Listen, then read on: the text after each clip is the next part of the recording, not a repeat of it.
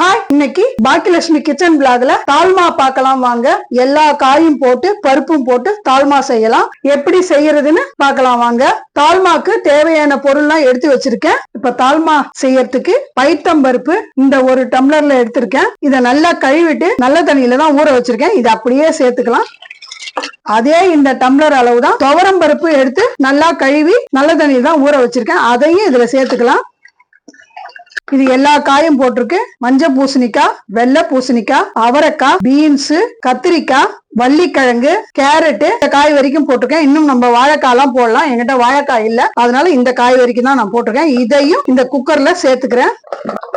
தால்மாக்கு நிறைய பேர் வெங்காயம் தக்காளி போட மாட்டாங்க. நாங்க டேஸ்டுக்காக போடுறோம். சின்ன தக்காளி, ஒரு வெங்காயம், கருவேப்பிலையும் இதுலயே சேர்த்துக்கிறேன். மிளகாத்தூள் எல்லாம் போட மாட்டோம். இந்த பச்சை மிளகா தான். இது 5 பச்சை மிளகாவா காரத்துக்கு இதுல அரைச்சி சேர்த்திருக்கேன்.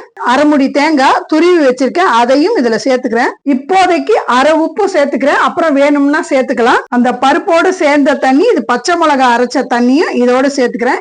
இன்னும் ஒரு அரை கப்பு தண்ணி சேர்த்துக்கிறேன். இவ்வளவுதான் தண்ணி. இது போதும். இப்ப மூடி கேஸ்ல வச்சுலாம் அது வேகட்டும். இப்ப குக்கரை நம்ம மூடிட்டோம். கேஸ்ல வச்சிடலாம். 2 விசில் வந்தவொடனே நம்ம ஆஃப் பண்ணிக்கலாம். ரொம்ப கூழா வேக வேணாம். 3/4 வெந்தா போதும். கேஸ் ஆன் பண்ணிக்கிறேன். குக்கரை வச்சுட்டேன். நல்லா ஃபுல்லா ஆன்ல வச்சு 2 விசில் வந்தவொடனே நம்ம ஆஃப் பண்ணிக்கலாம். 3/4 வேக்காடு வெந்தா போதும். இதுல அனல் வருது. வெயிட்டர் போட்டேன். ஆன்ல தான் வச்சிருக்கேன். விசில் வந்தா நம்ம இறக்கிக்கலாம்.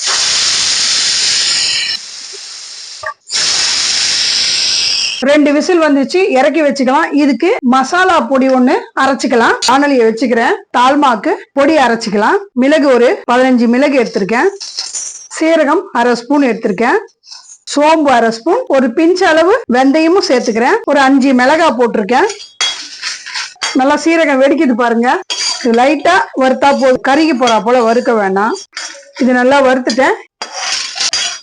இது நல்லா ஆறட்டும். பொடி பண்ணிட்டு தால்மால சேர்த்துக்கலாம். இப்ப பாருங்க, நம்ம வறுத்தத சீரகம், சோம்பு, மிளகா வறுத்தோம் இல்லைங்களா, அதை பொடி பண்ணிட்டேன். இது ஆறிடுச்சு. திறந்து பார்க்கலாம்.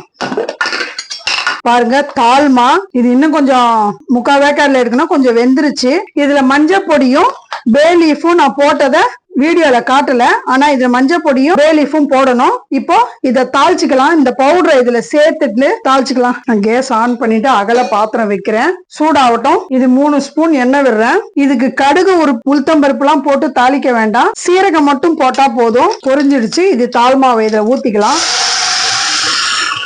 இந்த பொடியையும் இதுல சேர்த்துக்கிறேன். இது நல்லா இப்படி கலந்து விட்டுக்கலாம். இப்போ அரை உப்பு தான் போட்டிருக்கேன். இன்னும் அரை உப்பு இதுல சேர்த்துக்கிறேன். சுடு தண்ணி இது ஒரு டம்ளர் இதுல சேர்த்துக்கிறேன். இது நல்லா கலந்து விட்டுக்கலாம். இப்போ இதுக்கு மெயின் பைத்தம்பருப்பு, துவரம் பருப்பு எல்லா காயும் போட்டு இது மாதிரி வேக வச்சு தால்மா பண்ணி சாப்பிட்டா ரொம்ப நல்லா இருக்கும். காரமா இருக்க பச்சை மிளகா தான் கொஞ்சம் காரத்துக்கு நம்ம சேர்த்துக்கணும். இது அந்த பொடி கொஞ்சம் சேர்த்துக்கணும். நல்லா வாசமா இருக்கும். இது அப்படியே ஒரு கொதி வரட்டும். அப்புறம் இறக்கி வச்சுக்கலாம். சாதத்துக்கும் பிசைஞ்சு சாப்பிடலாம். சப்பாத்தி பூரிக்கும் இது வச்சு சாப்பிடலாம். தோசைக்கு கூட வச்சு சாப்பிடலாம். இட்லிக்கும் இது வச்சு சாப்பிடலாம். இப்ப சாதத்துக்கும் நைட்டு தோசைக்கும் சேர்த்து வச்சு சாப்பிட போறோம். இது ரொம்ப நல்லா இருக்கும். இந்த மாதிரி செஞ்சு சாப்பிட்டு பாருங்க. தால்மா ரெடி ஆயிடுச்சு. நான் கொஞ்சம் ரொம்ப வேக வச்சுட்டேன். இது பாக்கிறதுக்கு பருப்பு கடைஞ்சா போல இருக்கும். ஆனா அப்படி இல்ல, டேஸ்ட் வேற மாதிரி இருக்கும். ரொம்ப நல்லா இருக்கும். இது மாதிரி செஞ்சு சாப்பிட்டு பாருங்க. எல்லா டிஷ்ஷுக்கும் இது யூஸ் ஆகும். அதனாலதான் நான் இன்னைக்கு செஞ்சேன். இட்லி, தோசை, சப்பாத்தி, பூரி இந்த மாதிரி செஞ்சு சாப்பிட்டு பாருங்க. இப்ப இந்த பவுல்ல எடுத்து வச்சு காட்டுறேன் வாங்க. பாருங்க, பவுல்ல எடுத்து வச்சிருக்கேன். சுட சுட நல்லா இருக்கு. சாதத்துக்கு போட்டு பிசைஞ்சு சாப்பிட்டோம்னா நெய் ஊத்தி அவ்வளவு நல்லா இருக்கும். இது எல்லா காயும் இருக்கு பாருங்க. இது மேல அப்படியே கொத்தமல்லியும் தூவிக்கணும். நம்ம சாப்பிட்டோம்னா ரொம்ப நல்லா இருக்கும். சாதத்துக்கு இப்படி வச்சு இதுல ஒரு ஸ்பூன் நெய் விடுறேன் பாருங்க. அவ்வளவு நல்லா இருக்கும். இந்த மாதிரி சாப்பிட்டீங்கன்னா சுட சுட இந்த மாதிரி நெய் ஊத்தி பசங்களுக்கு ஊட்டி பாருங்க.